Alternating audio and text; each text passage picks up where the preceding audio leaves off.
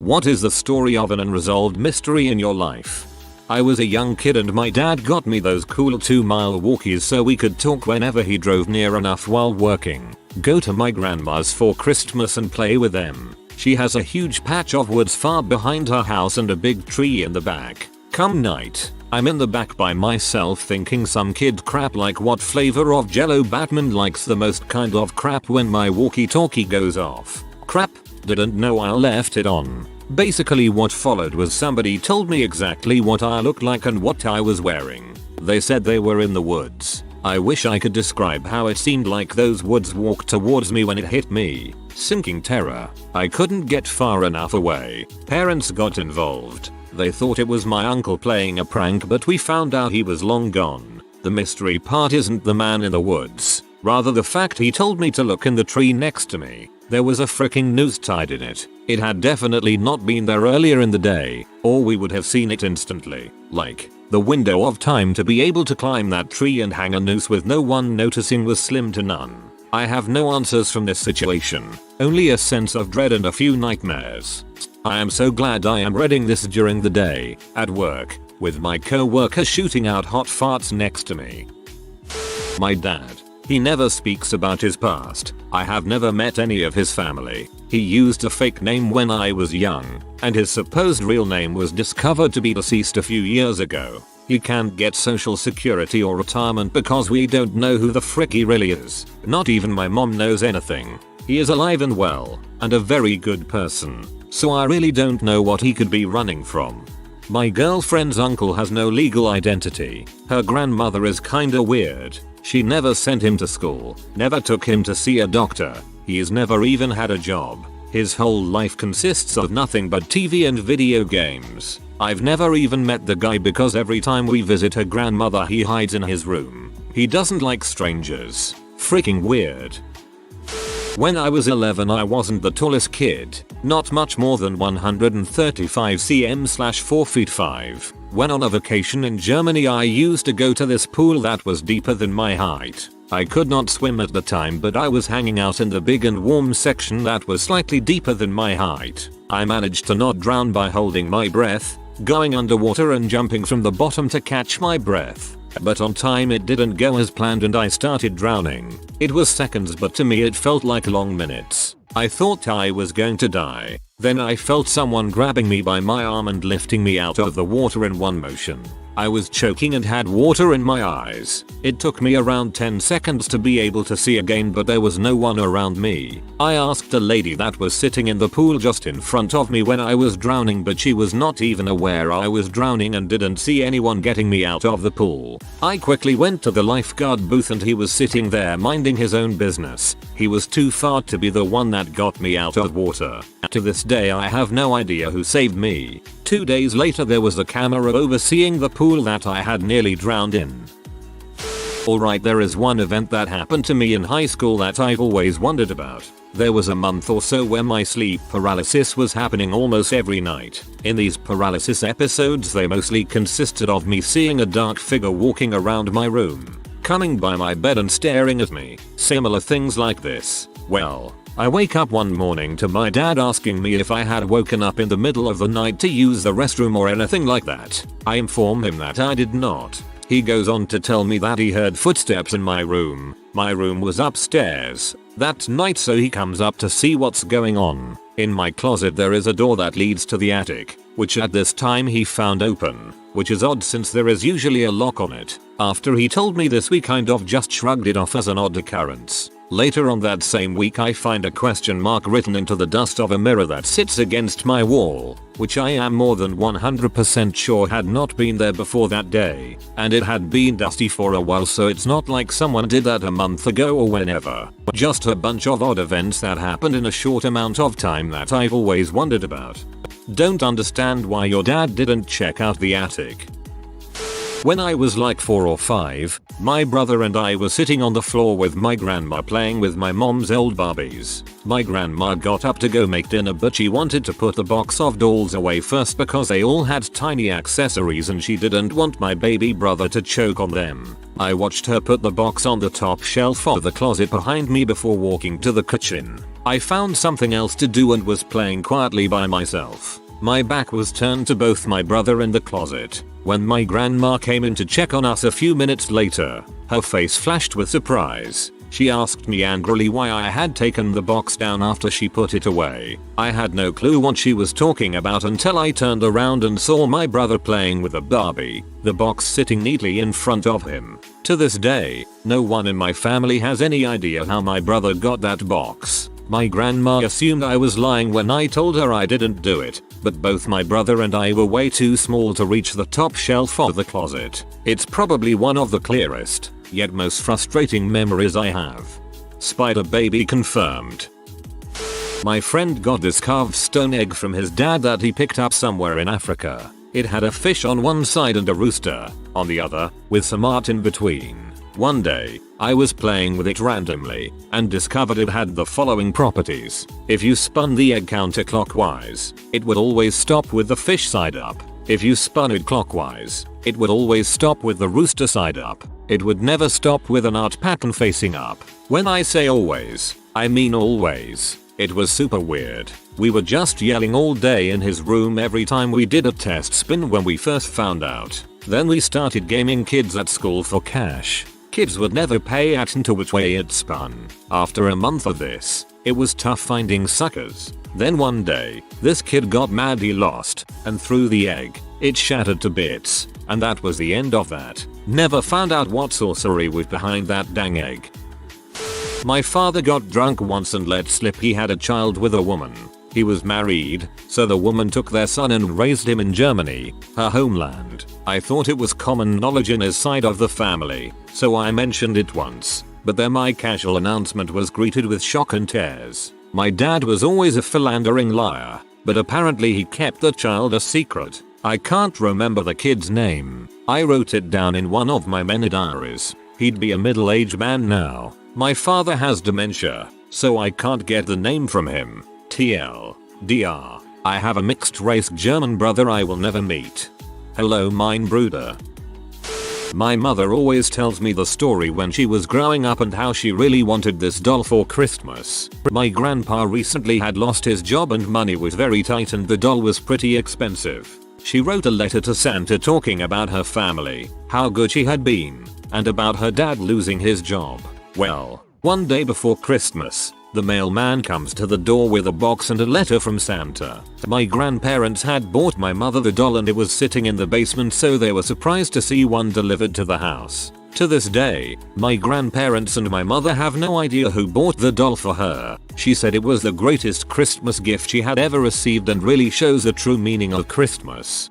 I used to work at the post office. Letters to Santa are actually read by postal workers. They have a fund set up to purchase toys for kids in need, then deliver them before Christmas sent from Santa. One evening back in the 80s, my mom was getting ready to watch a scary movie back while my dad was away on a military training trip. It was one of the first nights she had ever spent on her own. She moved from her father's house to a sorority house to her husband's house, so she made sure to lock up and check on every window, door, nook, and cranny in the house before she put the movie on. There was not a single way in or out of that house that hadn't been closed up. Halfway through the movie, she heard a noise coming from the kitchen, so she gingerly tiptoed around the corner to find a black and white cat sitting in the middle of the room staring at her. They didn't have any animals. My mom named her Devil Kitty and she was the first cat I ever had. My parents' house is not the most secure, but they were pretty good about locking doors and windows. And yet the cats still found ways in and out. Cats are ninjas. When I was an early teenager, I got involved with big brothers, big sisters. My big brother was a guy named Chris who, like me, was a little odd, and so we got along really well and hung out a lot. When we had been paired for about a year, he told me that he was going on a trip to Baltimore and told me the date that he would be back. I waited for a few days after that day to call him, but when I did, the person on the other line said, "There's no Chris here." I looked in the phone book to make sure I dialed correctly, and I know for a fact that I did because I had the number circled and it matched the number I had dialed. But the man repeated, "We've been here for a long time, and there's never been a Chris here." Chris never returned from Baltimore, and neither I nor big brothers, big sisters ever heard from him again. Sometime when I was around 7 years old, my dad left for Guatemala because he was going back to live there, which made me sad. 2 summers later, I asked my mother if I could go visit him over there for his 30th birthday surprise. She planned for me to be there for about a week. Upon arrival, I don't see my dad anywhere at the airport. In fact, I didn't see him the whole ride to his place, in which the relatives kept. My uncle, 2 aunts, and grandmother kept stating that he was waiting at the house. When we got there, he wasn't at the house either, and they made another reason such as he's out practicing soccer with his friends. In fact, the entire week that I was there I didn't see my dad at all, because they kept making excuses. I was so sad when I had to leave because I didn't get to see him once. And when returning to America I told my mom how I didn't see my dad once when I was there. She called my dad, and he said that he wasn't expecting me, since it was a surprise,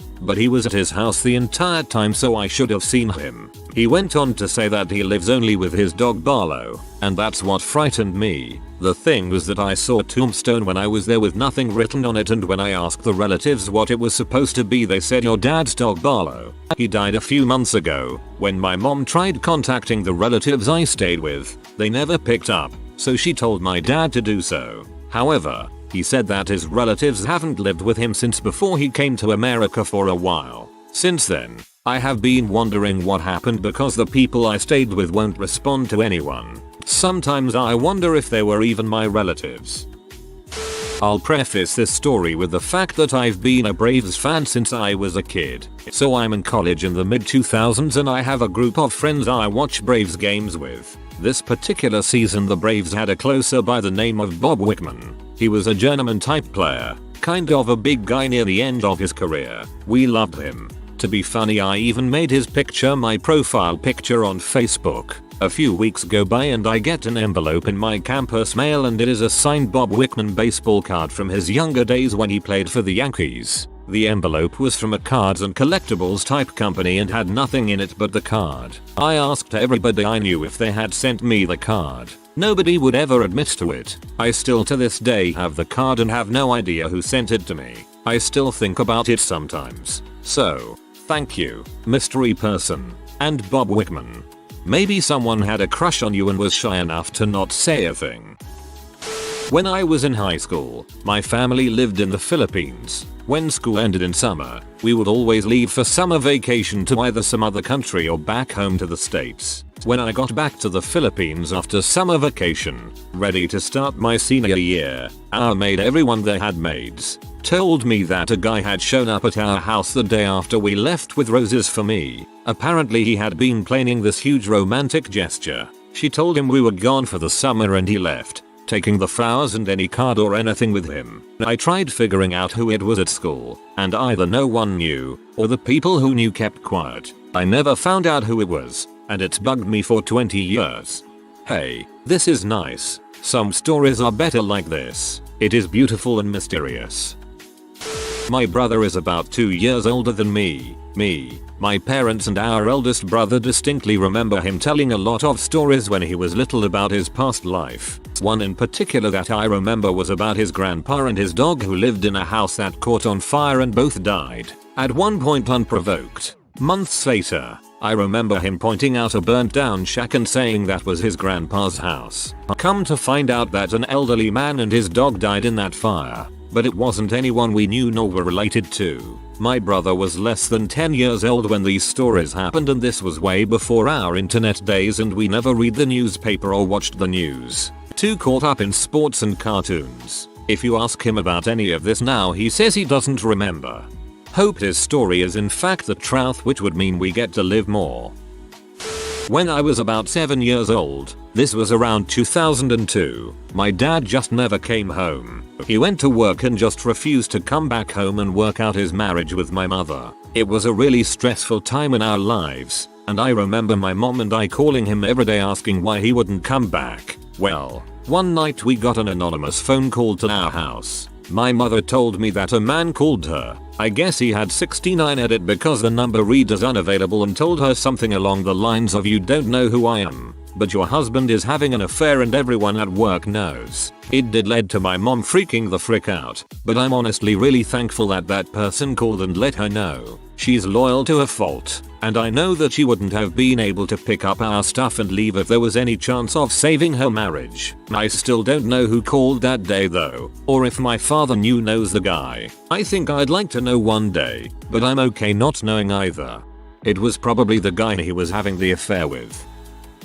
Not me, but my best friend. He, his boyfriend, and a third roommate were all living in a new apartment together. In fact, I'm pretty sure it was so new they were the only tenants to live in that unit to date. The third roommate was a pretty quiet guy, stayed in his room, door closed at all times, sort of a slob. Anyway, one day Marty and Martin, yes they are a couple and both are named Martin, come home and see that their roommate's door is open, which never happens. They go and peer in and see a perfectly folded uniform. Unusual for the messy roommate to fold anything. For a nearby banquet hall, I forget the name of it, laying on his bed. The sort of place that could be rented to host events, wedding receptions and the like. The thing is, their roommate doesn't work there. None of them do, and they don't know anyone that does. Yet here is this uniform sitting on his bed. They questioned him and he seemed as baffled as they did. Fast forward a month or two and one day Marty comes home.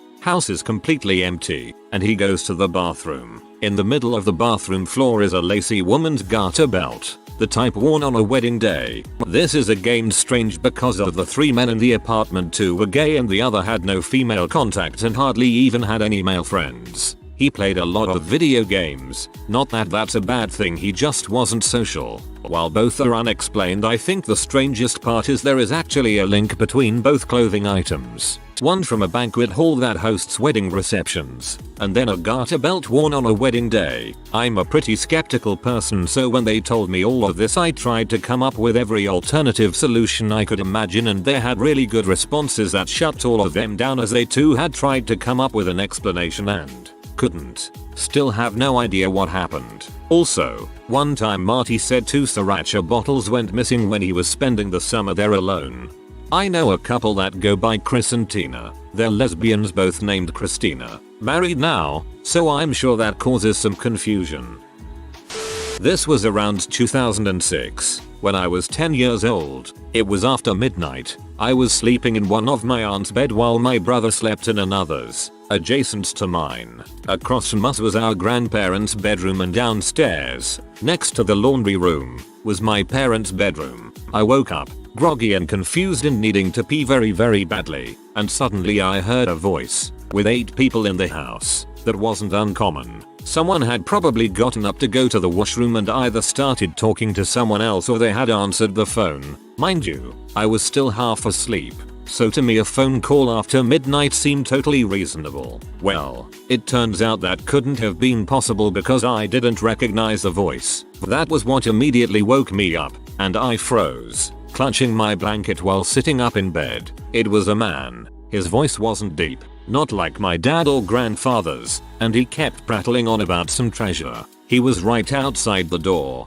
but he never turned the doorknob or made any attempt at entering one of the rooms. He just kept passing by, as if pacing, all the while talking to himself about a treasure. I was terrified and looked over to my aunt, who was sound asleep. I still don't know how I managed to not wet the bed. Eventually the voice went silent, and I somehow fell asleep. The next morning, everyone is doing their thing, getting ready for work or school or busy in the kitchen, so I assumed it was just a dream. I really wish I'd kept my mouth shut. As I'm eating breakfast, I told my mom and grandmother, who were both in the kitchen, about the voice, and laughed at how weird the brain is. They froze. Everyone froze. It turns out the voice was real. I hadn't mentioned his obsession with a treasure, but my grandfather did, as did my mother and brother. Everyone agreed about the treasure. Apparently, he combed the entire house, but he never actually entered any of the rooms. Nothing was stolen. All the doors were locked, and all the windows had screens, none of which were missing. 2 weeks later, while I was helping my grandparents clean the garage, my grandmother found several empty Coke cans behind the old sofa, which had been up against one of the walls for quite some time. There were also empty bags of chips, candy wrappers, and fruit cores and peels, all of which were taken from the garage. The sofa was high enough for someone to lay underneath. He had been inside our house, inside our garage. We've moved now, as have my aunts. My grandparents still live there. We're about a 3-minute drive from them, but we still don't know who he was, how he got in, and, most importantly, how long had he been inside our home. If you are new to the channel, you can subscribe. I publish new videos every day. Until then, check another video.